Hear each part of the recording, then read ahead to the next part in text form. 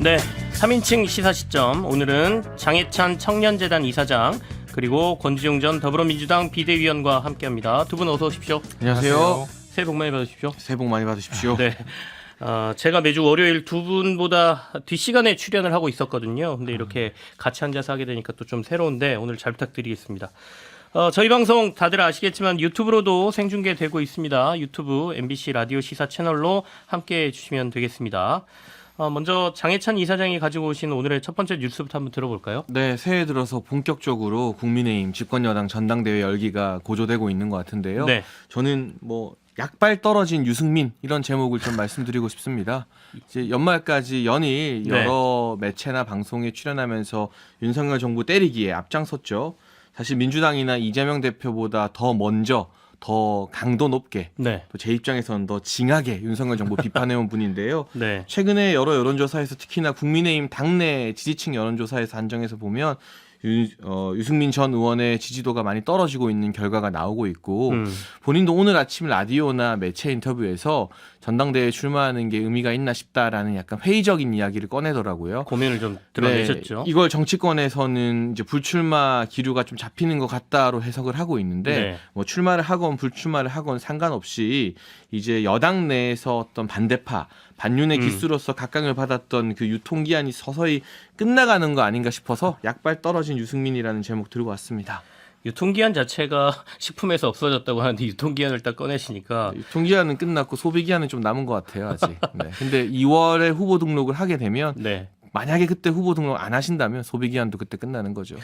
약발 떨어진 유승민 전 의원 이렇게 말씀을 하셨는데 근데 오늘도 YTN 라디오 인터뷰하시면서 100% 예스맨으로 채우다가 당이 망했던 경험을 나는 많이 봐왔다라고 말씀하셨거든요. 그 얘기는 나는 예스맨 아니다라는 얘기잖아요. 나 같은 사람 필요하다라고 오늘도 좀 역설을 하셨어요. 그래도. 네, 제가 그 라디오 보고 이제 SNS에 글을 올려서 또 기사가 좀 나기도 했는데 역설적으로 보수 정부에서 예스맨이 들어서서 당을 망했던 적이 없습니다.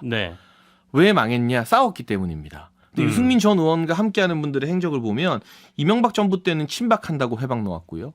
그랬다가 박근혜 정부 되니까 갑자기 이분들이 비박한다고 또 회박을 놓았고 이제 5년 만에 윤석열 정부 되니까 반윤한다고 또 분탕을 놓고 있습니다. 이렇게 한 번도 정부 성공을 위해서 자기 목소리를 죽이고 헌신했던 적이 없는 이제 반대를 위한 반대만 하는 분들 때문에 당이 망하고 정부가 어려워졌지 정말 제대로 당정 간의 호흡이 맞는 모습 보여드려서 국민의 평가를 받은 전례가 보수 정부엔 별로 없었고요. 자기만 잘나고 똑똑한 사람들이 워낙 많다 보니까 보수에 이게 하나로 잘 안 뭉쳐지는 게 고질병 같은데 이번 전당대회에서는 이 나만 잘났다는 사람이 아니라 정부 성공을 위해서 헌신하겠다는 사람들을 위주로 당원들이 선택을 하면 그때 과연 당이 망하는지 잘 되는지 한번 평가를 받아봐야죠. 그래도 좀 힘을 실어줘야 되는데 반대를 위한 반대를 하고 있다 이런 말씀이신데 우리 권지웅 비대위원께서는 이 사안에 대해서는 어떻게 보고 계세요? 저는 조금 떨어져 있다 보니까 유승민 전 의원과 관련해서는 우선 유승민 전 의원이 핫한 건 분명한 것 같아요. 근데 그 이유가 어쨌건 국민 전체 여론조사에서는 당대표 적합도가 1위가 나왔기 때문이죠. 그것도 여러 차례. 근데 저는 한쪽 부분은 비판적이고 한쪽 부분은 또 다른 면을 좀 이야기 드리려고 하는데 하나는 사실 유승민 전 의원이 좀 각광받게 된 것은 내부 총질과 관련해서 윤석열 대통령의 문자라든지 아니면 외국에서 비속어 논란 그리고 최근에 MBC 기자를 전용기에서 배제시켰던 것 이런 것들에 대해서 저는 상식적인 목소리를 냈기 때문이라고 생각합니다. 근데 최근에 너무 당 지도부를 너무 과격하게 공격하는 것은 제가 보기에도 유승민 의원의 모습으로 좀 적절해 보이진 않아요. 너무 지도부와의 차별점만 드러내는 것 같아서 그래서 요 지점 하나 짚고 싶은데요.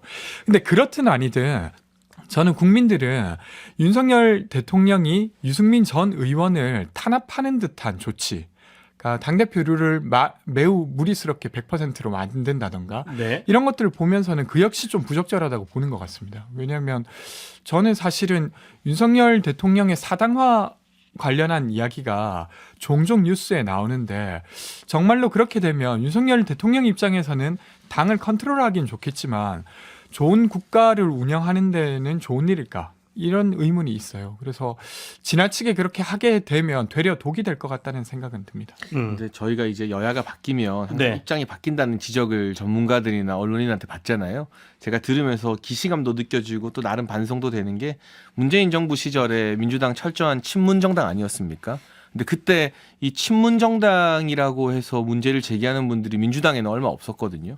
근데 뭐 금태섭 의원 사태도 떠오르고 하는데 어쨌거나 중요한 것은 이 정부 성공을 위해서 보조를 맞춘다, 협력한다. 그리고 다양한 쓴소리도 귀 기울여 듣는다인데 저는 그 쓴소리의 어떤 정도나 진정성의 차이가 있다라고 계속 주장을 해왔기 때문에 예를 들면 금태섭 전 의원처럼 공수처라는 특정 현안에 대해서 자기 소신을 밝히고 투표했다가 쫓겨나는 것과 사사건건 대통령을 실명으로 저격하면서 이 비판이 아닌 비난 수준의 어떤 논평을 늘어놓는 것의 차이는 국민과 당원분들이 좀 구분해서 볼 거라고 생각을 하고요. 오히려 유승민 전 의원이나 이렇게 이 당원들로부터 이미 심판을 받은 분들이 당내에서 쓴소리를 하게 되면 진짜 윤석열 정부의 애정을 가지고 쓴소리하는 분들도 네. 아 내가 저기에 한 대 묶일까봐 목소리를 못 내게 되는 전 나쁜 효과도 있다고 봐서 이번에 전대 이후에 리더십이 정비되고 나면 진정한 정부의 애정을 가진 쓴소리하는 그룹에게도 새로운 공간이 열리지 않을까 기대하고 있습니다. 이 당 대표 선거와 관련돼서 이제 여론조사가 조금씩 나오고 있지 않습니까? 변화의 모습들이 좀 보이는 것 같습니다. 특히 이제 당신 100%로 이제 룰이 좀 바뀌면서 유승민 전 의원한테는 좀 불리하게 됐다라는 얘기도 있고요. 최근에 나온 조사들 조금 언급해 주시면 좋을 것 같은데요. 네, 뭐 지난 12월 27일에서 29일 이제 전국 만 18세 이상 1,002명 조사해서요. 뉴시스가 의뢰했고 뭐 국민리서치그룹 에이스 리서치가 발표한 결과 국민의힘 지지층에서는 나경원 저출산고령사회 부위원장, 안철수 의원, 김기현 의원 순으로 이제 지지도가 나왔습니다. 네. 유승민 전 의원은 6.9%로 조금 생각보다 하위권에 낮았죠. 네, 머물렀어요. 그러니까 이제 소위 말해서 정부와 함께하겠다, 친윤임을 내세우는 후보들 또 김기현 전 원내대표의 약진이 눈에 좀 띄는 부분이고 반대로 유승민 전 의원 같은 경우는 당내 지지도가 조금 빠지면서 이러한 결과 등이 최근에 불출마를 조금 시사하는 방향의 메시지로 연관되는 건 아니냐는 이야기도 나오고 네. 있어서요. 뭐 좀 더 지켜봐야 될 것 같습니다. 우리 시청자분께서 4990님이 나경원 의원의 출마 여부 장해찬 이사장이 왠지 아실 것 같은데 너무 궁금하다고 질문하셨거든요. 알고 계십니까? 그거는 며느리도 모르고 네, 사위도 모르고 나경원 의원만 아실 것 같은데요. 저는 이제 유승민 전 의원은 출마하느냐 마느냐가 이 전당대회의 큰 변수는 아니라고 봐요. 출마해도 본인이 컷오프 통과를 자신하기 좀 힘든 상황이라고 판단을 하고 네. 반면 가장 큰 변수는 나경원 의원의 출마 여부죠. 나경원 부위원장이 출마하면 하는 대로 유력한 후보가 되는 것이고 만에 하나 이 저출산 고령사회직에 좀 충실하겠다고 출마하지 않으면 지금 아까 제가 언급한 여론조사에서 나경원 부위원장이 30.8%의 높게 지지를 나왔잖아요. 받았는데 네. 근데 고민하시는 이유가 뭐예요? 그 지지율이 어디로 갈까가 또 변수인데 중요한 것은 정부에서 부총리급에 해당하는 자리를 받으셨는데 이 자리를 받고 물론 이게 비상근직이긴 합니다만 바로 전대에 출마하는 것에 대한 정치적 부담감 등등 때문에 고민을 하고 있는 것 같아요.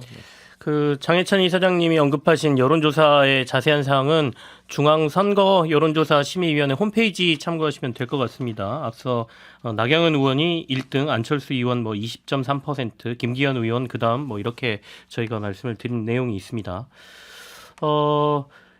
앞서 이제 윤심 얘기를 잠깐 언급하셨거든요. 근데 너무 윤심만 바라보는 거 아니냐. 그러니까 윤석열 대통령만 당내에서 바라보고 있는 거 아니냐라는 얘기가 좀 있습니다. 특히 오늘 조호영 원내대표도 BBS와 인터뷰에서 이런 모습이 바람직하지 않다라고 지적하셨거든요.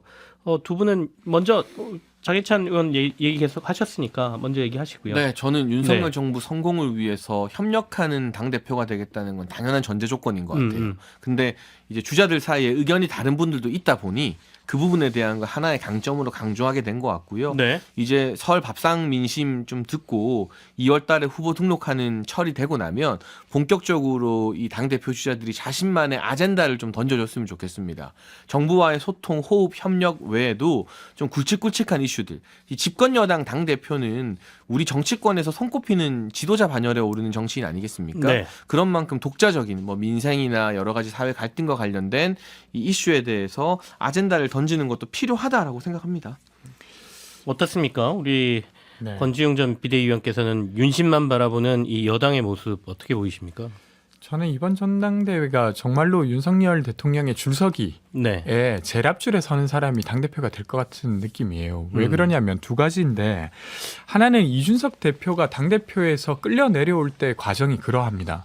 그러니까 처음에 이제 징계를 받았을 때 사고 상태라고 권성동 비대위원장이 어쨌건 대행자가 결정했었는데, 그게 아니라 윤석열 대통령의 내부 총질 문자가 나오면서 거리 상태로 이해되면서 사실은 비대위로 전환이 됐어요. 네. 그러니까 당원들에 의해 뽑혔지만 윤석열 대통령의 그 문자를 계기로 이제 쫓겨나게 된 것이고요. 이번에 비대위원장인 정진석 비대위원장이 그 당신 100% 룰에 대해서 룰을 바꾸기 한 달 전만 해도 당신 100%라고 하는 건 난 들어본 적도 없다, 이렇게 말해요. 네네. 사실은 부정적으로 언급했죠. 근데 한 달이 채 안 돼서 윤석열 대통령이 사적 자리에서 당신 100%도 괜찮지 않냐 라고 하는 보도가 나온 이후로 아주 일사천리로 당신 100%로 룰이 정해집니다.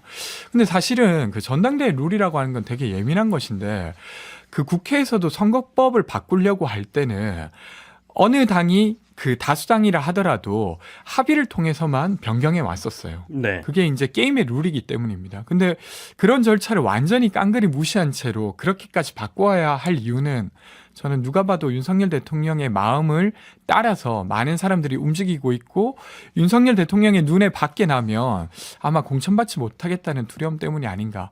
물론 이런 비판이 민주당에게도 가능합니다. 네. 근데 그렇다고 해서 국민의힘이 이렇게 가는 것이 바람직하다고 보기는 어렵기 때문에 말씀드리는 겁니다. 그러니까 저희가 아까 앞서 말씀드린 것처럼 유승민 전 의원 말 맞다나 예스맨이 있어서 망했던 게 아니라, 이 정부를 막론하고 자기가 주류가 안 되면 분탕질을 치는 분들 때문에 많이 망해왔던 것 같은데요. 네. 이번에는 한번 당정일체하는 모습으로 국민들께 평가를 받아보는 그런 좋은 계기가 되면 좋을 것 같습니다. 그러면 이제 알게 되겠죠. 누구 때문에 뭐 때문에 보수가 어려웠었는지를. 알겠습니다.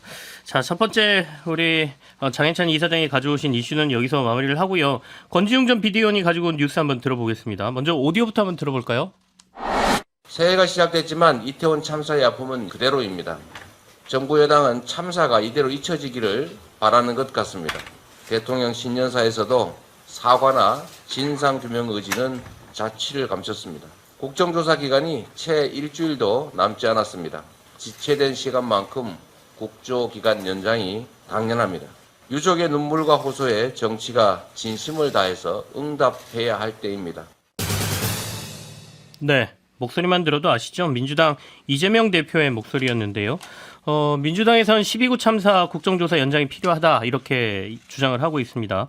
권지웅 전 비대위원께서 이 근거를 좀 더 자세히 말씀해 주시겠습니까? 네, 일단 이재명 대표의 목소리를 들었는데요. 최근에 진행된 국정조사를 통해서 그 국정조사의 현장이 얼마나 참담했는가가 드러나고 있습니다. 네. 정말로 따로따로 엉망이었는데요. 예를 들면 경찰은 빨리 도착한 경찰은 소방차가 몇 대가 올지를 몰라서 제대로 교통을 통제해주지 못해서 응급차가 되게 늦게 들어올 수밖에 없었고, 그리고 참사가 시작된 10시 15분 이 이후에도 10시 35분까지 도로를 통제하지 않고 있었습니다. 네. 한쪽에서는 눌려서 사람들이 죽어가고 있는데 한쪽에서는 사람들을 계속 그쪽으로 밀어 올리는 격이 되었었고요. 그리고 현장을 총괄했던 용산 서장이 사실은 응급차에 태워야 될 사람과 그렇지 않은 사람들을 잘 구분하지 못해서 당시 응급 인력들이 왜 망자들만 태우냐라고 호소를 했을 정도라고 해요. 그러니까 전반적으로 어떤 거냐면, 각기 거기 계신 분들은 열심히 일을 하셨지만 네. 전체적으로 컨트롤 타워가 없었기 때문에 제때 돼야 될 일이 전혀 되지 않았고요. 근데 이것을 여기에 대한 전체적인 책임이 있는 이상민 장관은 뭐 언제 도착했는지 지금 알 수가 없습니다. 소방 기준으로 치면 1시 5분에 도착했다고 하고, 네. 그리고 뭐 행안부 자료를 통해서 보면 12시 35분에 도착했다고 하는데, 근데 여튼 일산에 있는 그 관용차 기사가 압구정으로 와서 본인을 태워갈 때까지 기다렸다고 해요. 그러니까 이러면서 사실은 컨트롤 타워의 부재가 그 이후 참사 수습의 부재로 연결된 거 아닌가 싶은데요. 근데 어쨌든 국정조사를 통해서 이런 것들이 드러나고 있습니다. 근데 어쨌든 여야 예산 합의가 늦어져서 저희가 국정조사를 늦게 시작했죠. 그러다 보니까 지금 국정조사 일정대로 1월 7일 날 국정조사를 마감하게 되면 3차 청문회도 진행하지 못하고 그리고 무엇보다도 보고서를 작성할 시기가 없습니다. 네. 그렇게 되면 보고서 작성이 엉망이 되고 그렇게 부실하게 만들어진 보고서를 기준으로 또 향후에 뭔가 법적 다툼이 이루어질 텐데 그렇게 돼서는 안 되기 때문에 저는 여당에서 좀 이 부분이 아프더라도 꼭 국정조사 연장을 해주시길 부탁드리고 싶어서 이 이야기 가져왔습니다. 어렵게 시작된 국정조사인데요. 장해찬 이사장께서는 지금 민주당에서 얘기하는 국정조사 연장에 대해서는 어떤 의견 갖고 계세요? 뭐 일단 7일까지 나머지 절차들을 마무리하는 걸 보고 원내 지도부 협상하에 결정해야 될 문제지만 현재까지 국정조사가 원활하게 이루어지고 있는가 저는 좀 의문부호가 많이 남는다고 생각을 해요. 네. 지금 국수본에서 현직 용산구청장까지 구속했죠.